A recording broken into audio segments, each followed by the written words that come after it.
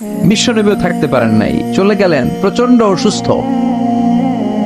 বিশ্বনবী আয়েশারে বললেন, ও আয়েশা, আমার পেটের ভেতরে প্রচন্ড ব্যথা। ওই যে খায়বার দুর্গে এক ইহুদির বাড়িতে দাওয়াত খেতে গিয়েছিলাম, ইহুদি মহিলা গোশতের মধ্যে বিষ মাখিয়ে দিয়েছিল, আমার মনে হয় বিষের ব্যথা আবার শুরু হয়েছে। বিশ্বনবী ওই বিষের ব্যথায় মারা গিয়েছেন। কাউকে বিষ পান করিয়ে মারলে লোকটা শহীদ। বিশ্বনবী শুধুমাত্র কেবলমাত্র নবী নয়, ওনার নবুয়তও আছে, আবার শাহাদাতও আছে। সুবহানাল্লাহ পড়ে। জামা বাইনান নবুওয়া ওয়াস শাহাদা। বিশ্বনবী শহীদ, আবার তিনি নবী। জানো তেন নবী নাকি? শেষ নবী, সব নবীর সেরা নবী। কোন নবীর সাথে আমার নবীর কোন তুলনা চলে? এই নবীও থাকতে পারলেন না। বলে, আয়েশা, ব্যথা আমি থাকতে পারি না। ওই যে খায়বার দুর্গের বিজয়ের পরে ইহুদির বাড়িতে খেতে গিয়েছিলাম, ইহুদি মহিলা ছাগলের গোশতের মধ্যে বিষ মাখিয়ে দিয়েছে, ওই বিষের ব্যথা আমাকে কাবু করে ফেলেছে। বিশ্বনবী কাঁদে, হুঁশ ফিরে পায়, আবার বেহুশ হয়। সাহাবাদের মধ্যে কান্নার রোল।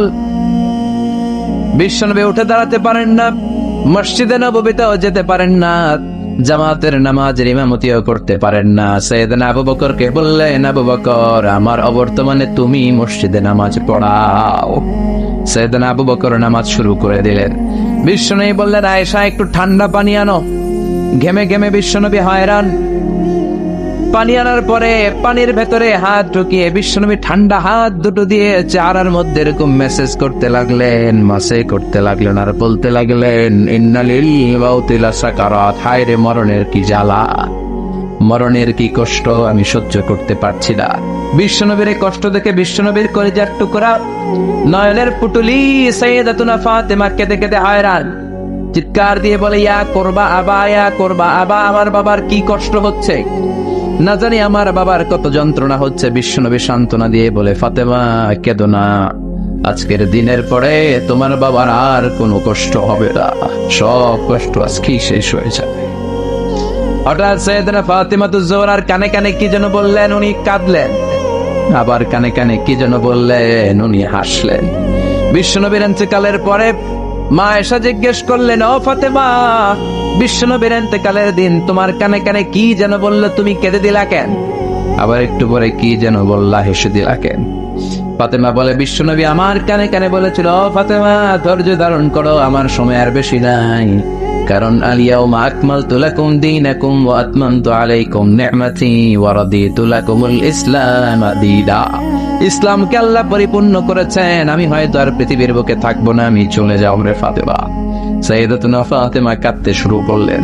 কিছুক্ষণ পর আবার কানে কানে বললেন, ও ফাতেমা, তুমি কেঁদো না, আমার ইন্তেকালের পরে আমার পরিবার বর্গের মধ্য থেকে অল্প কিছু দিনের ব্যবধানে তোমার সাথে আমার আখিরাতে দেখা হয়ে যাবে রে ফাতেমা।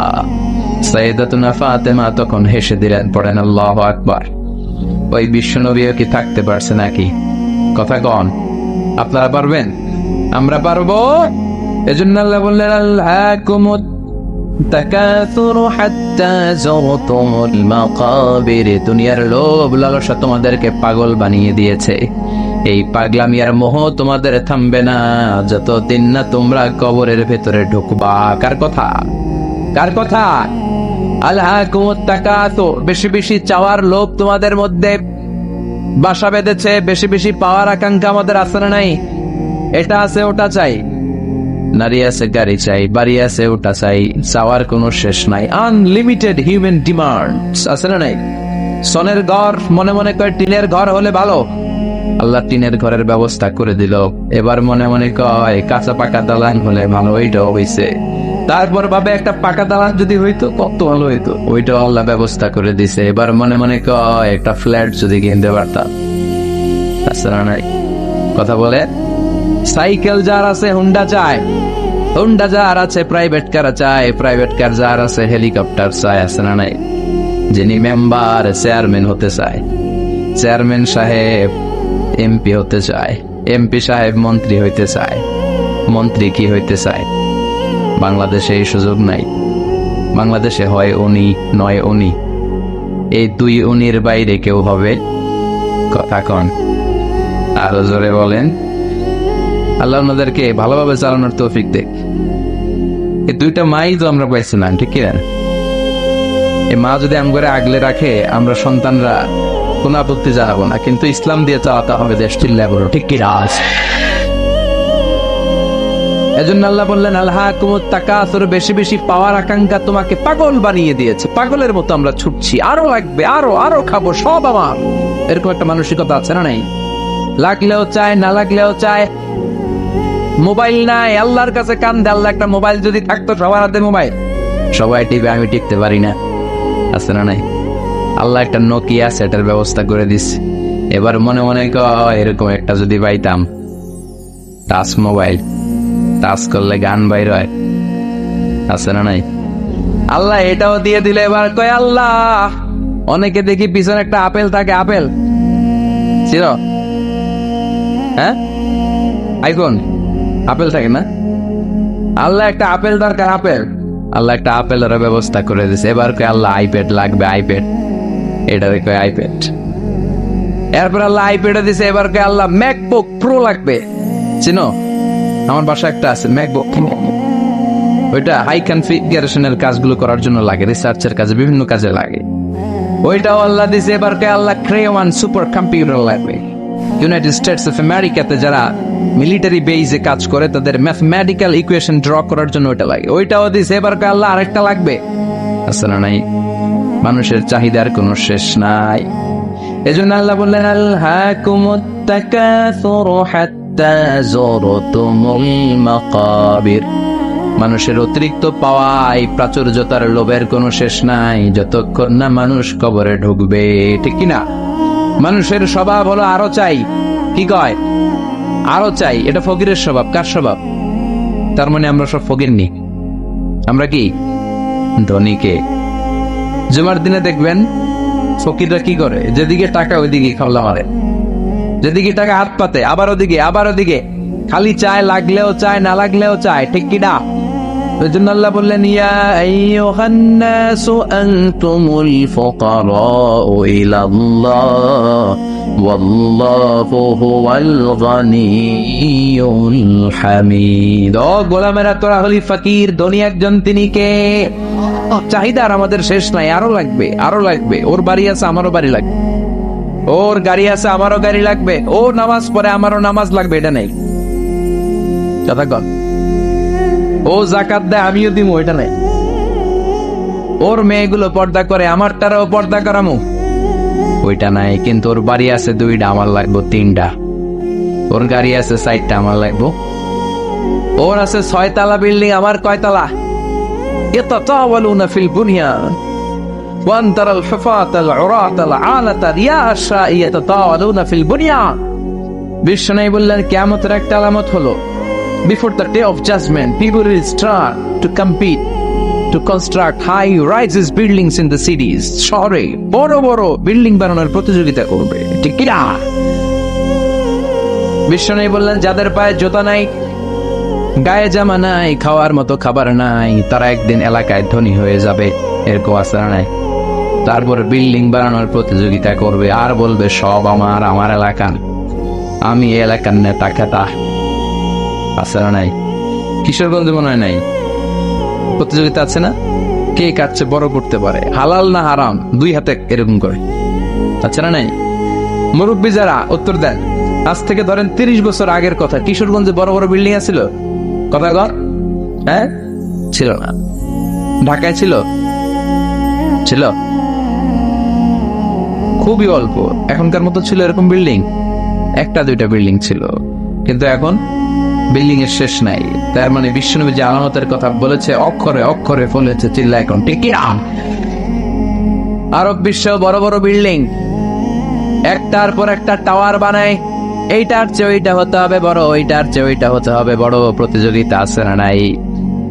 দুবাইতে এখন যেটা আছে এটা সবচেয়ে বড়, বুর্জ খলিফা, নাম শুনছেন? বুর্জ আল খলিফা 170 তলা উঁচু, 1000 মিটার উঁচু। এটা কয় হাজার মিটার?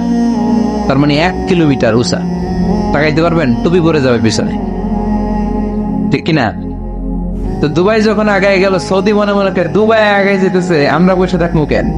আমরা বানাবো এর চেয়েও বড়, ওরা বানাবে 1000 মিটার উঁচা, আমাদেরটা বানাবো 1001 মিটার উঁচা। আহা, 1 মিটার বড়। প্রতিযোগিতা আছে না নাই? এখনো হয় নাই। কিংডম টাওয়ার, বিশাল বিশাল এই কিংডম টাওয়ার, অবাক করা কাণ্ড। চায়নাতে আছে সাংহাই টাওয়ার, মিশরে আছে বুর্জ আল কাহেরা, মালয়েশিয়াতে আছে পেট্রোনাস টুইন টাওয়ার 88 তলা, 41st and 42nd ফ্লোরে একটা ব্রিজ বানিয়ে দিয়েছে, এটার ভিতর থেকে ওটার ভিতরে ঢোকা যায়। কিয়ামতের দিন যখন ইদা সুলজিলাতিল আরদু জিলজালাহা বলে আল্লাহ একটা ভূমিকম্প দিবে, একটা বিল্ডিং আর টাওয়ারও টিকবে? কথা বলেন, টিকবে? এজন্য আল্লাহ বললেন আলহাকুমুত তাকাসুরু হাত্তা যুরতুমুল মাকাবির, তোমাদের লোভ, অতিরিক্ত পাওয়া, বড় বড় বিল্ডিং করার ইচ্ছা কোনোদিন কমবে না, থামবে না যতক্ষণ না তোমরা কবরে ঢোকো। ঠিক কিনা? টাকা উপার্জন করতে বিল্ডিং বানাতে বাধা নাই, কিন্তু টাকা হইতে হবে হালাল টাকা। কি টাকা? হারাম দিয়ে করলে বরকত আছে নাকি? যারা হারাম খায় তাদের দোয়া কবুল হয় নাকি? আর যারা অল্প খায়, অল্প পড়ে, অল্প জমায়, তাদের দোয়া কবুল করে কে? সাদ বিন ওয়াক্কাস বিশ্বনবীর সাহাবী, বিশ্বনবীরে বললেন ও নবী দোয়া করে দেন যাতে আমি মুস্তাজাবুদ দাওয়া হয়ে যাই। মুস্তাজাবুদ দাওয়া মানে এমন লোক যিনি দোয়া করার সাথে সাথে দোয়াটা কবুল করে কে? বিশ্বনবী বললেন ও সাদ, চিন্তা করো না, আতিদ মাতা'আমাকা তাকুন মুস্তাজাবাদ দাওয়া, যেটা খাবে হালাল খাবে, যেটা পড়বে হালাল পড়বে, তাহলেই তুমি মুস্তাজাবুদ দাওয়া। সুবহানাল্লাহ। হালাল খাইলেই দোয়া কবুল। অনেকে বলে হুজুর দোয়া আমার কবুল হয় না, আমার দোয়া কবুল হয় না, অনেক দোয়া করলাম, বললাম চাকরি করেন, কই সচিবালয়, ঘুষ টুস আসেনি, কই হালকা পাতলা, তো তোর দোয়া কবুল হবে কেমনে? ডাকাত। হালাল খেতে হবে, হালাল না খেলে দোয়া কবুল হয়? কথা বলেন। আবার হালালে বরকত ঢুকায় দিছে কে? হারামে কোনো বরকত আছে নাকি? আওয়াজ করে বলেন তো, গরু খাওয়া হালাল না হারাম? কুকুর খাওয়া। গরু বছরে বাচ্চা দেয় কয়টা? কুকুর 5টা, 7টা, 8টা, 10টা। আচ্ছা, কুরবানির ঈদ আসলে আমরা গরু জবাই করি না কুকুর জবাই করি? তাহলে গরু জবাই করলাম বেশি, কুকুর জবাই করি নাই। গরু খাই, কুকুর খাই না। গরু বাচ্চা দেয় কম, কুকুর বাচ্চা দেয় বেশি। তারপরও কিশোরগঞ্জে গরু বেশি না কুকুর বেশি? কথা বলেন। এত গরু আসলো কোথেকে? কারণ গরু হালাল, আর হালালের ভেতরে বরকত ঢুকিয়ে দিয়েছে কে? এজন্য আল্লাহ বললেন হালাল পন্থায় উপার্জন করার সমস্যা নেই, কিন্তু হারামের মিশ্রণ থাকলে তোমার দোয়া কবুল হবে? হারাম খেয়ে যে দেহটা বর্ধনশীল হয়, দেহের যে অংশ বাড়ে, ওই অংশটারে জাহান্নামের আগুনে পুড়াবে কে?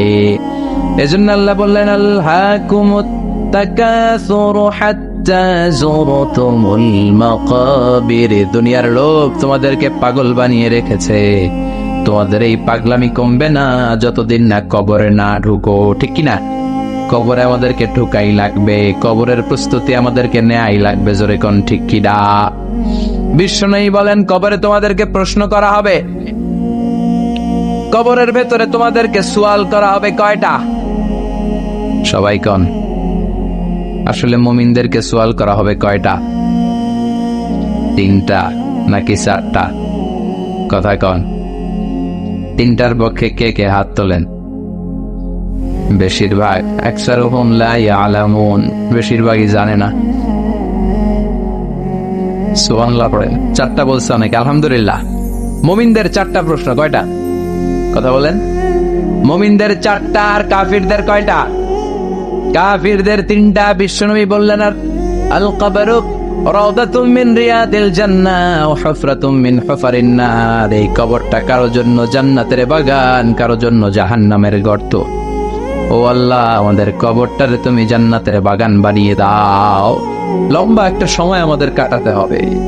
মরার পরে আপনার মনে হবে আমার পুরো জীবনটাই ছিল একটা দুঃস্বপ্ন। নতুন এক লম্বা জীবন, এই সময় যেন আর কাটে না। হাজার হাজার বছর শুয়ে থাকতে হবে। অন্ধকার রাত, খুটখুটে অন্ধকার। এই অন্ধকার যেন শেষ হবার নয়। চিল্লায় বলেন ঠিক কিনা?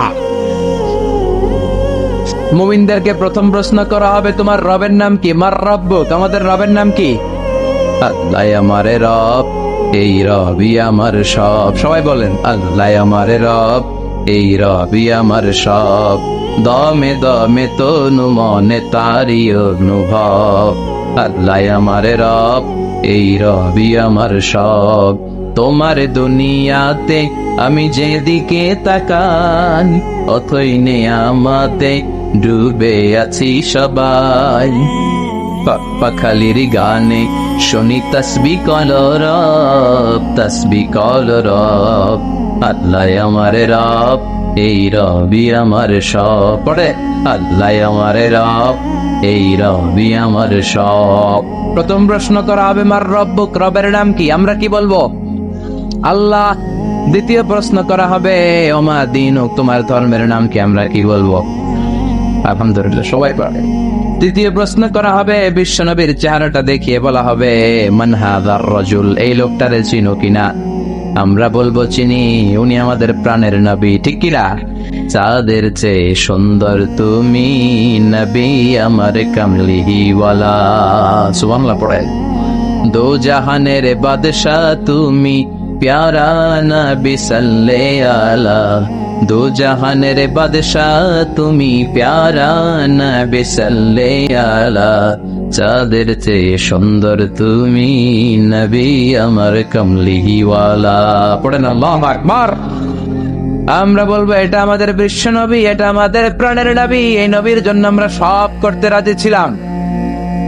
এই নবীকে ছাড়া আমরা কিছু বুঝতাম না, কারণ এই নবীবাদ তো কোরআনবাদ, নবীবাদ তো ইসলামবাদ। এই নবী আছে তো সব আছে, ঠিক কিনা? নবীর মাধ্যমে আমরা চিনেছি কারে?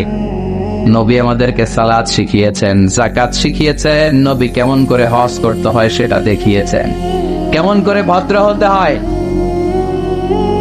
কেমন করে ইনসাফ প্রতিষ্ঠা করতে হয়, কেমন করে বিজাতিদের সাথে আচরণ করতে হয়, কেমন করে পররাষ্ট্রনীতি পরিচালনা করতে হয়, কেমন করে স্ত্রীদের সাথে আচরণ করতে হয়, কেমন করে ছোট্ট ছোট্ট বাচ্চাদের মাথায় হাত বুলিয়ে দিতে হয়, সবকিছু বিশ্বনবী আমাদেরকে শিখিয়েছে, ঠিক কিনা?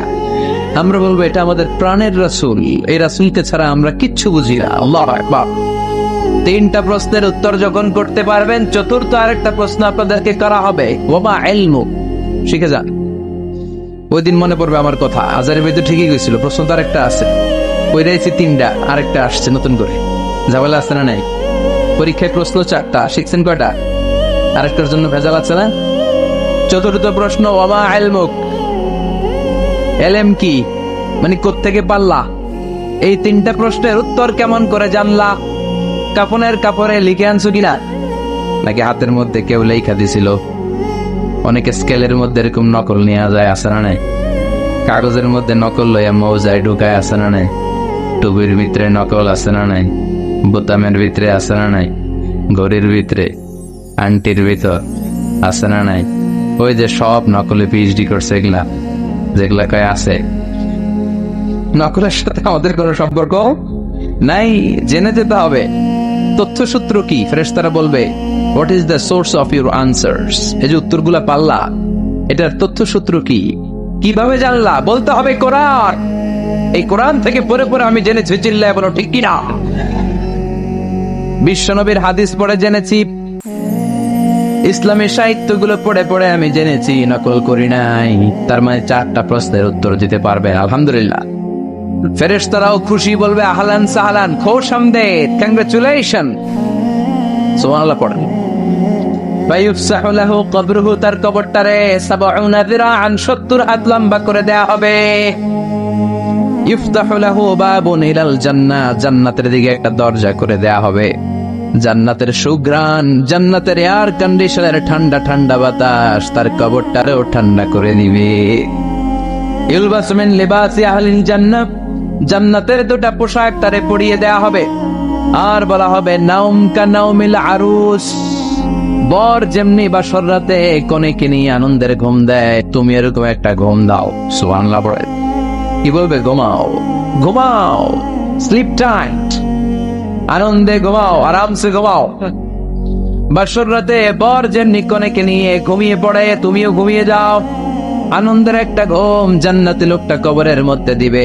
ইসরাফিলের সিংহার আগে ওই ঘুম আর ভাঙবে না। সুবহানাল্লাহ। ও আল্লাহ, আমরা যেন 4টা প্রশ্নের উত্তর দিয়ে জান্নাতি পোশাক পরে একটা ঘুম দিতে পারি, তুমি কবুল করো। পড়ে না আমিন। আর যারা ইসলাম মানে নাই, যারা কোরআন মানে নাই, যারা মা বাবার সাথে বেয়াদবি করেছে, যারা নাস্তিকতার দোসর সেজেছে, যারা বিশ্ব নবীর গালি দিয়েছে, যারা কাফের, যারা নাস্তিক, যারা বামপন্থী, তাদের কাছেও দুজন ফেরেশতা আসবে। আসওয়াদান আজরাকান, নীলাভ চক্ষু, কালো গাত্র বর্ণের, দেহের রং কালো, চোখের রং নীল। দেখতে ভয়ঙ্কর না? এসেই বলবে, ওঠ, বস, বল তোর রবের নাম কি? মার রব্বুক। কয় জানি না। কি বলে?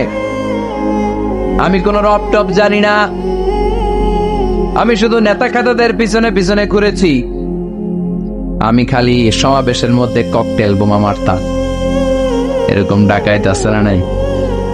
আমি 31st নাইটে মেয়েদের ওন্না ধরে টান দিয়েছি, আমি এলাকার মধ্যে টেন্ডারবাজি করেছি, আমি চাঁদাবাজি করেছি, আমার নাম সবাই দিছে কানা রমজান। আছে না নাই? আমি ছিলাম ডাকাত। রক টপ কি আমি জানি না? I don't know anything about it. What are you talking about? Drop! I don't know. কিচ্ছু জানি না আমি, রক টপ কি আমি জানি না। মাপসাই দোয়া ওসাই। ফেরেশতারা বলবে, ওকে, দ্বিতীয় প্রশ্ন, ওমা দীনুক, তোর ধর্মের নাম কি? কয় ধর্ম আবার কি? ধর্ম আবার? আমার কোনো ধর্ম নাই। আমি মাও সেতুকের রাজনীতি করতাম, কার্ল মার্কসের রাজনীতি করতাম, আমি জ্বালাও পোড়াওয়ের রাজনীতি করতাম, আমি মানুষ মারতাম, আমি ছিলাম মার্ডারের বড় ক্যাডার, একের পর এক মার্ডার করতাম খালি আমি। আমার মতো গুলি চালাতে কেউ জানতো না। আমি ছিলাম সন্ত্রাসদের বস, কুখ্যাত সন্ত্রাসী। আমার কোনো দিন নাই। তৃতীয় প্রশ্ন, ওমান হাদার রজুল, এই লোকটাকে? কই চিনি না, তবে ওনারে আমি গালি দিতাম দুনিয়াতে। ওনার বিরুদ্ধে কথা বলার জন্য একটা বিরিয়ানির প্যাকেট পাইলে শাহবাগের মঞ্চে ওইটা মিছিল দিতাম। এরকমটাকে চিনি না, আমি চিনি না, আমি ওনার গালি মারতাম। ফেরেশতারা দাঁড়া, আঙ্গুল খেলা শুরু করতেছে। তিনটা প্রশ্নের উত্তর যখন দিতে ব্যর্থ হলো, ফেরেশতারা বলবে, হায় আফসোস, লা দারাইতা ওয়ালা তারাইতা, কিছুই তো পারলি না তুই, কপাল পোড়া ডাকাত, কিছুই পারলি না, এখন তোর কি হবে? হাতে থাকবে বিশাল হ্যামার, ফায়ুদরাবু বিমাতারিকা মিন হাদিদ, লোহার একটা হাতুড়ি দিয়ে মাথার মধ্যে দিবে বাড়ি। ও মা গো, বইয়া দিব চিৎকার। এক বাড়িতে মাথা নাই, ঠ্যাং নাই, দেহটা চূর্ণ বিচূর্ণ হয়ে যাবে, 70 গজ জমিনের ভেতরে ঢুকে যাবে। ওর চিৎকারে পুরো কবরস্থানটা তখন থারথার করে কাঁপবে। এই হলো 1 নম্বর শাস্তি। 2 নম্বর শাস্তি, দেহটা আবার মিলে যাবে, আবার হাতুড়ি দিয়ে বাড়ি, আবার ও মা গো বলে চিৎকার, আবার দেহটা ফিট হয়ে যাবে। জমিনকে বলা হবে, ইয়া আরদু ইলতাইমি, ও জমিন তুমি 2 দিক থেকে এই টাকাটারে চাপা দাও। জমিন চাপা দিবে, ক্লাস করবে, ডান দিকের পাঁজর বায়ে চলে যাবে, বাম দিকের হাড্ডি ডান দিকে আসবে, পুরো দেহটা পাউডার হয়ে যাবে। হাত্তা সাআ, কিয়ামত পর্যন্ত, ইসরাফিলের সিংহায় ফুৎকার পর্যন্ত এই শাস্তি, এই পানিশমেন্ট, এই খেলা চলতেই থাকবে। চিল্লায় পড়েন না আউযুবিল্লাহ। এজন্য বিশ্বনবী আল্লাহর কাছে দোয়া করতেন, আল্লাহ, আল্লাহুম্মা ইন্না নাউযু বিকা মিন আযাবিল কবর, ও আল্লাহ, কবরের আযাব থেকে তুমি আমাদের বাঁচাও। পড়ে না আমিন, আর জোরে পড়ে না আমিন। আবার বিশ্বনবী কবর দেখলে এখানে গাছ রোপণ করে দিতেন। কবরের পাশে গাছ লাগিয়ে দিলে গাছগুলো যে পাতাগুলো যে জিকির করে, ওইটার কারণে কবরের আযাব মাফ করে কে? আবার বিশ্বনবী কবর উঁচু করতে নিষেধ করেছেন। সাইয়েদনা আলীকে মদিনায় বললেন, ও আলী, মদিনায় যত উঁচু কবর দেখবা ভেঙে ফেলবা। ইসলামে কোন উঁচু করে কবর রাখার বিধান নাই। চিল্লায় বলেন ঠিক কিনা? আবার কবরের কাছে যে চাওয়ার কোনো বিধান নাই, চাইতে হবে কার কাছে? কেউ ফিরে না খালি হাতে, খাজারে তোর দরবারেতে। বলে না অনেকে, বলে নাউজুবিল্লাহ পড়বেন না? ভুয়া কথা। অনেক কিছু নিয়ে যায়, খালি হাতে ফিরে। দামি ঘড়ি নিয়ে ওই দরবারে যাবেন, দেখবেন চোর ঘড়ি চুরি করে ফেলছে, আপনি খালি হাতে ফিরতেছেন। আছে না নাই? দামি জুতা নিয়ে গেলে ধাক্কা ধাক্কি, জুতা কই, আমনে কই, ঠিক নাই। তার মানে খালি পায়ে ফিরে। একটা দরবার থেকে কেউ কোনদিন খালি হাতে ফিরে না। দরবারটা কার? কেউ ফিরে না খালি হাতে, আল্লাহরে তোর দরবারেতে। সবাই পড়েন, কেউ ফিরে না। এজন্য বিষ্ণু বলতেন খবরদার, কবরের কাছে যে কিছু চাওয়া যাবে না, কারণ আল মাইয়িতু ফিল কবর কাল গারিকু ফিল বাহর। সাঁতার না জানা ব্যক্তি সাগরে পড়লে যেরকম অসহায়, কবরে গেলে মানুষ তেমন অসহায়, ঠিক কিনা? উনি আপনারে কিছু দিতে পারবেন, আপনি দিয়ে আসবেন, আপনি যে দোয়া করবেন তার মাগফিরাত কামনা করবেন, ঠিক কিনা? বিষ্ণু প্রথমে কবর জিয়ারতের নিষেধ করেছেন, পরে আবার অনুমতি দিয়েছেন। বিষ্ণু বলেছেন নাহাইতুকুম আন জিয়ারাতিল কুবুর আল-আনা ফাজুরুহা ফাইন্নাহা তুযাক্কিরুল আখিরাহ। আগে আমি কবর জিয়ারত করতে বারণ করতাম, এখন আমি অনুমতি দিলাম কবর জিয়ারত করো। কবর জিয়ারত করা সুন্নাত, কোন সুবহানাল্লাহ। কবর জিয়ারত করেন, আব্বার কবরের সামনে যান, মায়ের কবরের সামনে দাঁড়ান, মাইক চান, আর চিন্তা করেন আব্বারে তো আমার হাতে রেখে গেলাম এখানে, আমার তো দাড়িগুলো সাদা হতে শুরু করেছে, চুলগুলো পাকতে শুরু করেছে, আর কয়েক বছরের ব্যবধানে হয়তো আমার ছেলে আমার লাশটা এনে আমার এইখানে রেখে যাবে, এই চিন্তা তখন আসবে। চিল্লা এখন ঠিক কিনা? এজন্য চাওয়া যাবে কবরে যে কিছু চাওয়া যাবে। চাবেন কার কাছে? অসুস্থ, সুস্থ করে কে? পরীক্ষায় পাশ করতে পারেন না, তৌফিক দিতে পারে কে? চাকরি নাই, বেকার, চাকরির ব্যবস্থা করবে কে? ব্যবসায় মন্দা, ব্যবসায় সফল করে দিতে পারে কে? বিয়ে হচ্ছে না, বিয়ের ব্যবস্থা করবে কে? বিয়ে হয়েছে, সন্তান নাই, সন্তান দেয় কে? মেয়ে হয়েছে, ছেলে নাই, ছেলে দেয় কে? ছেলে আছে, মেয়ে নাই, মেয়ে দেয় কে? দুইটাই দেয় কে? আবার কাউরে কিচ্ছু দেয় না, তিনি কে? সুন্নাত নয় শুধু সুমধুর আলাপ, আর সুন্নাত হলো হুঙ্কার গর্জন, ঠিক কিনা? সুন্নাত নয় শুধু পাগড়ি মাথায় দেয়া, আর সুন্নাত হলো অন্যায় বাধা দেয়া। অন্যায় বাধা দিবেন? রাজি আছেন নাকি দেখে মুখ বুজে সহ্য করবেন? বাধা দেওয়ার দরকার আছে না নাই? অন্যায় দেখতে দেখতে, শুনতে শুনতে, হেকমত করতে করতে প্রতিবাদের ভাষাটুকু আমরা হারিয়ে ফেলেছি। চিল্লা এখন ঠিক কিনা? সুন্নাত নয় শুধু মেষ চড়াতে যাওয়া, আর সুন্নাত হলো রাষ্ট্রনায়ক হওয়া, ঠিক কিনা? নাকি কোরআনের শুধু অর্থনীতি, কোরআনের সমাজনীতি মানবেন, কোরআনের রাজনীতি মানা যাবে না? কোরআনের ভেতরেও রাজনীতি আছে না নাই? বিশ্বনবী মদিনার প্রেসিডেন্ট ছিলেন কি ছিলেন না? মদিনার চোরগুলো ধরে ধরে বিশ্বনবী হাত কেটে দিয়েছে কি দেয় নাই? মদ যারা খেয়েছে মাইট দিয়েছে কি দেয় নাই? নামাজ যারা পড়ে নাই, এক ওয়াক্ত নামাজের জন্য 5 বেত মদিনার রাষ্ট্রে ছিল কি ছিল না? আজকেও যদি আমার দেশের প্রধানমন্ত্রী, প্রিয় প্রধানমন্ত্রী ঘোষণা দিয়ে দেয় কালকে থেকে একটাও বেনামাজি থাকতে পারবে না, এক ওয়াক্ত নামাজ মিস হলে 5টা করে বেতের বাড়ি। বক্তা সাহেব বক্তব্য দেওয়ার পর নামাজ না পড়লে বক্তার পেছনে 5 বেত আছে না নাই? আপনারা কইছেন, আমি কই নাই, আমার কোনো দোষ নাই। এই নিয়মটা যদি হতো, বিশ্বনবী বলেছেন ইন্নাল্লাহা মা ইয়াযাউ বিস-সুলতান লা ইয়াযাউ বিল-কুরআন। আল্লাহ মাঝে মাঝে ক্ষমতার প্রয়োগে সমাজে যা করান ওটা কোরআন দিয়েও করায় না। এজন্য প্রধানমন্ত্রী মাইরের ঘোষণা দিবে আর আমরা ওয়াজ করে যাব। মাইর আর ওয়াজ দুইটার বিনিময়ে বাংলার জমিনে ইসলাম কায়েম করায় দিবে কে? আমরা সারা জীবনও ওয়াজ করে যেটা করতে পারবো না, ক্ষমতার মসনদ থেকে একটা অর্ডার আসলে বাংলাদেশে ইসলাম কায়েম হয়ে যাবে।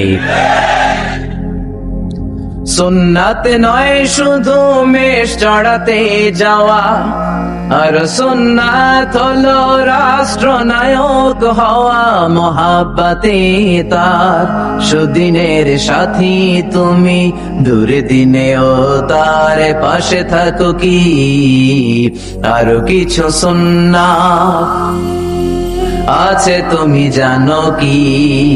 জানলেও জীবনে কখনো তা মানো কি? সুন্নাত নয় শুধু দাওয়াতের মেহমান, ঠিক না? সুন্নাত নয় শুধু খাওয়া শেষে মধুপান, আরো কিছু সুন্নাত আছে তুমি জানো কি? জানলেও জীবনে কখনো তা মানো কি? চিল্লায় বলেন ঠিক কিনা?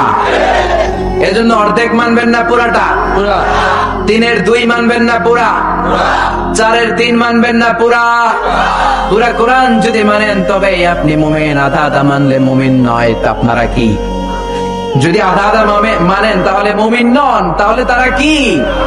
আফাতুমিনুনা বিবাদিল কিতাব ওয়া তাকফুরুনা বিবাদ, কিছু মানবা কিছু ছাড়বা, মুমিন নও তুমি কাফের। চিল্লা এখন ঠিক কি না? তার মানে এমন কিতাব পড়লে সওয়াব, ধরলে সওয়াব, শুনলে সওয়াব, মানলে সওয়াব, এই কোরআনের জন্য মরলেও সওয়াব, মরলেও সওয়াব আসরাডাই। কোরআনের জন্য আমাদের ভাইয়েরা মরে কি মরে না, রক্ত দেয় কি দেয় না, কত রক্ত লাগবে তোমাদের? আমাদের কাছে টাটকা রক্ত আসরাডাই। জোরে বলেন। খ্রিস্টানরা বলে ওদের স্রষ্টা তিনজন। কয়জন? এটাকে আরবিতে বলে তাসলিফ, ইংরেজিতে বলে ট্রিনিটি, বাংলায় বলে ত্রিত্ববাদ। খ্রিস্টানরা 3 খোদায় বিশ্বাসী, আর আমরা কয় খোদায় বিশ্বাসী? 1 খোদায়। খ্রিস্টানরা বলে আল্লাহ হচ্ছে একজন প্রভু, ঈসা আলাইহিস সালাম হচ্ছে দ্য সন অফ গড, আল্লাহর ছেলে। নাউজুবিল্লাহ পড়েন। আবার জিব্রাইল আলাইহিস সালামকেও আরেক খোদা মানে, তারা ওনাকে বলে দ্য হোলি স্পিরিট। কিন্তু আমরা বলি কুল হু আল্লাহু আল্লাহুস লাম ইয়ালিদ ওয়া লাম ইয়াকুল লাহু কুফুয়ান আহাদ। আমরা বলি আল্লাহ এক, অদ্বিতীয়, তিনি অমুখাপেক্ষী। গোটা বিশ্বের সবাই বিপদে পড়লে চায় কার কাছে? আল্লাহ চায় কার কাছে? হ্যাঁ, আল্লাহ কারো কাছে চায় না। এটাই হচ্ছে স্রষ্টা আর সৃষ্টির পার্থক্য। আমরা বিপদে পড়লে আল্লাহর কাছে চাই, আল্লাহ কারো কাছে চায়। আমাদের প্রয়োজন পূরণে আমরা আল্লাহর কাছে ঠেকা, আল্লাহ কি কারো কাছে ঠেকা? এজন্য আল্লাহ বললেন তোমরা সব ফকির। আমরা কি? রব্বুল আলামিন বলেন ইয়া আইয়ুহান নাসু আনতুমুল ফুকারাউ ইলাল্লাহ ওয়াল্লাহু হুয়াল গানিয়ুল হামিদ। ও দুনিয়ার মানুষেরা শোনো, তোমরা হলো ফকির, তোমাদের প্রয়োজনে আমার কাছে চাও, কিন্তু আমি আল্লাহ কারো কাছে চাই না। আমরা সবাই ফকির। আমরা কি? তাহলে ধনীকে? চিল্লায় বলেন ধনীকে? উনি কারো কাছে হাত পাততে হয় না, সবাই ওনার কাছে হাত পাতে। এজন্য আমরা ফকির, উনি হচ্ছেন ধনী। এজন্য সব বিপদে আপদে ওই ধনী আল্লাহর কাছে, অমুখাপেক্ষী আল্লাহর কাছে চাইতে রাজি আছেন তো? ছেলে হয় না, চাইবেন কার কাছে? মেয়ে হয় না, চাইবেন কার কাছে? না দুর্গার কাছে, সরস্বতী, খাজা বাবা, ল্যাংটা বাবা, আউলা বাবা, জাউলা বাবা, আছে না? নাই এগুলা, এগুলোর সাথে আমাদের কোনো সম্পর্ক নাই। সহজ, সহজটা দিয়ে আমরা কত দিকে দৌড়াই। এক মসজিদে যে সেজদায় পড়ে কাঁদলেই আল্লাহ মনের সব বাসনা পূরণ করে দেয়, ঠিক কি না? আবার বিশ্বনবী বলতেন বিপদে পড়লে, যদিও বিপদটা ছোট হয়, আল্লাহর কাছে চাও। বিশ্বনবী বলতেন তোমার পায়ের জুতার ফিতাও যদি ছেড়ে যায়, মুচির দোকানে যাওয়ার আগে চাইবা কার কাছে? পায়ের জুতা ছিঁড়ে গেলে ঠিক করার জন্য কার কাছে যাই? আল্লাহর কাছে বলে যায়। মুচির দোকানে যাই না? তো বিষ্ণু বলেন মুচির দোকানে যাওয়ার আগে আগে একবার আল্লাহর কাছে চাইও। সুবহানাল্লাহ পড়েন। বিশ্বনবী নামাজ শেষ করলেন, নামাজ শেষ করে বিশ্বনবী সাহাবাদের দিকে মুখ ফিরিয়ে বসতেন আর বলতেন আল্লাহু আকবার। কি বলতেন? 3 বার পড়তেন আস্তাগফিরুল্লাহ, আস্তাগফিরুল্লাহ, আস্তাগফিরুল্লাহ। তারপর তিনি অনেক আযকার পড়তেন, আযকারুস সাবাহ ওয়াল মাসা। সকাল সন্ধ্যার জিকিরগুলো পড়ে উনি ওনার জিহ্বাটারে সিক্ত করে রাখতেন। আমাদের সময়ই হয় না, আমরা নামাজের পরে আল্লাহুম্মা আমিন, ইয়া আরহামার রাহিমিন, সব শেষ। কোন তাসবিহ তাহলিল নাই, জিকির আজকার নাই। বিষ্ণুনবী এটা করতেন না, তাসবিহ পড়তেন। তো বিষ্ণুনবী প্রায় দেখতেন এক সাহাবী সালাম ফিরানোর পরে দেয় দৌড়। বিষ্ণুনবী একদিন বলে আয় বসো, দৌড়াও কেন? কাজ আছে। বিষ্ণুনবী বললেন আরে তাসবিহ পড়ে, এটা বড় কাজ। সাহাবী বলে ইয়া রাসূলুল্লাহ আমি আল্লাহর কাছে কি চাবো? আমার তো চাওয়ার কিছু নাই। বিষ্ণুনবী বললেন লবণ চাও, লবণ, নুন চাও, এটা নুন। লবণটাও আল্লাহর কাছে চাইতে বলেছে। সুবহানাল্লাহ পড়বেন না? এজন্য বিপদে আপদে কার কাছে যাব? ছেলে হয় না, কে দিবে? মেয়ে নাই, কে দিবে? ছেলে মেয়ে দুইটাই লাগবে, কে দিবে? আবার দেখেন কাউরে আল্লাহ ছেলেও দেয় না, মেয়েও দেয় না, আছে না নাই? তাহলে দেওয়ার মালিক কিন্তু একজন। চিৎকার করে বলতে হবে তিনি কে? এটার নাম তাওহীদ। এটার নাম কি? তাওহীদ। আর এর বিপরীত যদি করেন তাহলে সব শেষ। আল্লাহ শিরক থেকে তুমি আমাদের বাঁচাও। সবাই পড়েন আমিন। আপনাদের কি শীতে ধরছে? কষ্ট হচ্ছে? আপনাদের সাউন্ডের ভলিউম এত কম কেন? হ্যাঁ, লক্ষ্মীপুর খাবারের লোকদের সাউন্ডের ভলিউম খুব কম। ভলিউম বাড়াইতে চান? সাউন্ড বাড়াইতে হবে, তাহলেই না কথা ইন্টারেক্টিভ হয়। আমি কথা বলবো, আপনারা শুধু শুনবেন, এই বক্তব্য আমি করি না। আমি ইন্টারেক্টিভ বক্তব্য করি, আমিও বলি, আমার শ্রোতারাও আমার সাথে কথা কয়। আলহামদুলিল্লাহ পড়েন।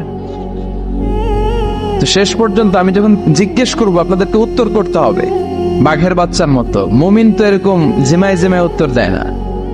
মুমিন ইমানের তেজদীপ্ত বলে বলিয়ান হয়ে ওঠে, ঠিক কিনা? মুমিন জ্বলে ওঠে আপন শক্তিতে, আছে না নাই? যে ইমান প্রয়োজনে জ্বলে ওঠে না, যে ইমান সত্য ন্যায়ের কথা বলে না, যে ইমান প্রয়োজনে জ্বলে ওঠে না, যে ইমান সত্য ন্যায়ের কথা বলে না, যে ইমান বাস্তবে নাই, যে ইমান অন্তরে নাই, মুখে শুধু ফাঁকা বলি, কি করে তারে বলো ইমানে বলি, কি করে তারে বলো ইমানে বলি, কি করে তারে বলো ইমানে বলি। চিল্লায় বলেন ঠিক কি না? যে ইমান ইমানে বলে নাস্তিকতার মঞ্চে ওঠে, যে ইমান বাতিল মতের দোসর হয়ে ফায়দা লোটে, আছে না নাই? যে ইমান শুধুই কেবল খায় দায় আনন্দ করে, যে ইমান বোঝে না যে আরাকানে ভাইরা মরে, যে ইমান বাস্তবে নাই, যে ইমান অন্তরে নাই, মুখে শুধু ফাঁকা বলি, কি করে তারে বলো ইমানে বলি,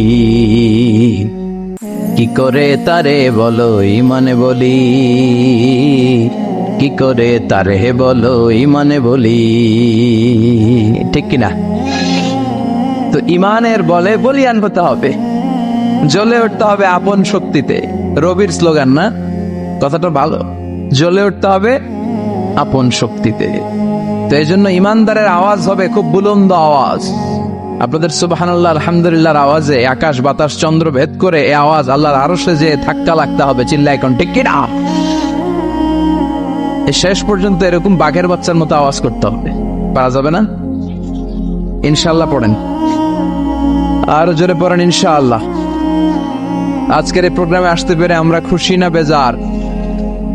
কম না বেশি? আমরা সবাই খুশি পরিমাণে বেশি আওয়াজ করে পড়েন আল্লাহু আকবার।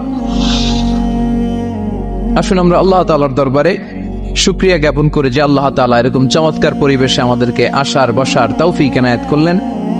আসুন হৃদয় নিংড়ানো মনের সবটুকুন ভালোবাসাকে উজাড় করে দিয়ে সিংহ শার্দুলের মতো গর্জন করে আকাশ বাতাস প্রকম্পিত করে মন প্রাণ বুক মুখ একসাথে করে দেহের সবটুকুন শক্তি গলার এই মাঝ বরাবর এনে আমরা চিৎকার করে পড়ি কালিমাতুশ শুকুর আলহামদুলিল্লাহ। সবাই পড়েন রব্বানা লাকাল হামদ হামদান কাসীরান তাইয়িবান মুবারাকান ফীহি ইয়া রাব্বি লাকাল হামদু কামা ইয়ানবাগি লিজালালি ওয়াজহিকা ওয়া আযীমি সুলতানিকা লাকাল হামদু বিল ঈমান লাকাল হামদু বিল ইসলাম লাকাল হামদু বিল কোরআন। প্রশংসা করলাম কার? আল্লাহর নাম জপতে কেমন লাগে? সবার ভালো লাগে? তাহলে আল্লাহর একটা ডাক দেন, বলেন ইয়া আল্লাহ। আবার ডাকেন, বলেন ইয়া আল্লাহ। আর জোরে ডাক দেন, পড়েন ইয়া আল্লাহ। আল্লাহ তুমি কবুল করো। ডাকলেই তিনি সাড়া দেয়, ডাকলেই। তবে ডাকার মতো ডাকতে হয়, ঠিক কিনা? ডাকার মতো ডাকলে তিনি সাড়া দেয়। সাড়া দেওয়ার জন্য তিনি বসে আছে 24/7, সপ্তাহের 7 দিন, দিনের 24 ঘন্টা, মাসের 30 দিন তিনি বসে আছে যে বান্দারা আমাকে ডাকে না কেন? ডাকলেই তিনি ডাকে সাড়া দেয়। চিল্লা এখন ঠিক কিনা? আল্লাহ তুমি আমাদেরকে বুঝার তৌফিক দান করো। আজকের এই জামায়াত হওয়াটা, এই মাহফিলটাকে তুমি আমাদের নাজাতের ওয়াসিলা বানাও। আজকে যেন আমরা কিছু শিখে যেতে পারি কোরআন থেকে, এবং সেগুলো নিজেদের জীবনে বাস্তবায়ন করার মধ্য দিয়ে আমরা যেন জান্নাতের উপযুক্ত হতে পারি। আওয়াজ করে পড়েন আমিন। লক্ষ্মীপুর দৌলত খা বাড়ি কসবা ব্রাহ্মণবাড়িয়ার উদ্যোগে আজকে তাফসীরুল কোরআনের মাহফিল 8ই জানুয়ারি। সম্মানিত সুধী, আমি পবিত্র কালামুল্লাহ মাজিদের একটা সূরা থেকে তেলাওয়াত করেছি আমার খুতবার শুরুতে। সূরাটার নাম সূরাতুল মুমিনুন। কি নাম? ভলিউম আবার কমে গেছে। সূরার নাম আরো জোরে, সূরাতুল মুমিনুন। সবাই বলতে হবে, বলেন তো সূরার নাম কি? সূরাতুল মুমিনুন। ভলিউম ঠিকই আছে, এটা কষ্ট করে বাইর করতে হয়। সূরাতুল মুমিনুন। আমি সবসময় বলি, আমি যখন আলোচনা করি আমি মনে করি ক্লাস। তো ক্লাস যদি হয়, এরা কারা? ছাত্র। তো ছাত্র যদি উত্তর না দেয় ঝামেলা আছে না নাই? উত্তর করতে হবে, তাহলে আলোচনাটা ইন্টারঅ্যাক্টিভ হবে, কিছু আমরা শিখে যেতে পারবো। আমরা আজকে যা শুনবো আমলের নিয়তে শুনবো, ইনশাআল্লাহ পড়ায়। যা শুনবো নিয়ে যাওয়ার নিয়তে শুনবো, ইনশাআল্লাহ পড়ায়। যা শুনবো আমার আখিরাতটারে সুন্দর করার নিয়তে শুনবো, চিল্লায় পড়েন ইনশাআল্লাহ। আমরা আজকে কথা শুনবো সূরাতুল মুমিনুন থেকে। কোত্থেকে? সবাই বলেন কোন সূরা? আমরা হচ্ছি আল মুমিনুন, মানে বিশ্বাসী। আমরা কি? বিশ্বাসী। মুমিনুন, আমরা যে মুমিন, কোনো সন্দেহ আছে?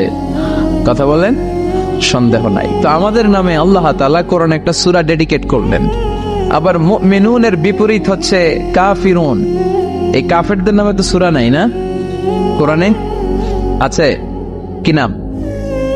সূরাতুল কুল ইয়া আইয়ুহাল কাফিরুন। আল্লাহর ব্যালেন্সটা দেখেন, শুধু মুমিনদের নামে সূরা দিলেন না, মুমিনদের নামে তো দিলেনই, আবার কাফিরদের নামেও দিলেন। সুবহানাল্লাহ। আবার মুমিন আর কাফেরের মাঝখানে আরেকটা দল আছে, মুমিনও না কাফেরও না।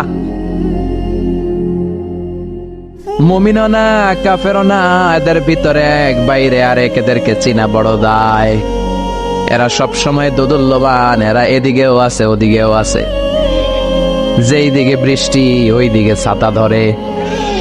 এই সরকার ক্ষমতায় আসলে এদেরকে তেল মারে, আবার ওই সরকার আসলে 11 তেল মারে। এখন অবশ্য এত সুযোগ নাই, এখন আমরা সরকার একটা। কথা কন। আগে কখনো যাইতো এদিকে, আবার যাইতো এদিকে, এখন সব সময় একদিকে। আছে না নাই? ভালো চলুক, শান্তিতে চলুক, হ্যাঁ, দুর্নীতি না থাক, সন্ত্রাস না থাক, আমরা এটা চাই। আমরা সাধারণ মানুষ এত রাজনীতির প্যাচগোছ বুঝি না। আমরা চাই শান্তি। আমরা চাই কি? আমরা চাই দুবেলা দুমুঠো ভাত, আমাদের সিকিউরিটি, আমাদের নিরাপত্তা, আমাদের ইসলাম। যে দেশে আল্লাহু আকবার ধ্বনির সাথে সূর্য ওঠে, আল্লাহু আকবার ধ্বনির সাথে সূর্য ডুবে, সে দেশে আর কিছু থাকবে না থাক, ইসলাম থাকবেই। আমরা চাই আমার এই ইসলামের বিরুদ্ধে কেউ কথা না বলুক, আমার নবীর সম্মান নিয়ে কেউ ছিনিমিনি না খেলুক। আমরা চাই আমার এই কোরআনের ব্যাপারে কথা বলার স্পর্ধা যেন কারো কলিজায় না হয়। জোরে কোন ঠিক কিনা? সাধারণ জনগণ হিসেবে এতটুকু চাওয়া আমাদের থাকতে পারে না? আমাদের নেতা নেত্রীদের কাছে আমরা শুধু এটাই চাই। তো আল্লাহ বললেন, গোলাম মুমিনদের নামে সূরা দিলাম সূরাতুল মুমিনুন, আবার কাফিরদের নামে সূরা দিলাম সূরাতুল কাফিরুন।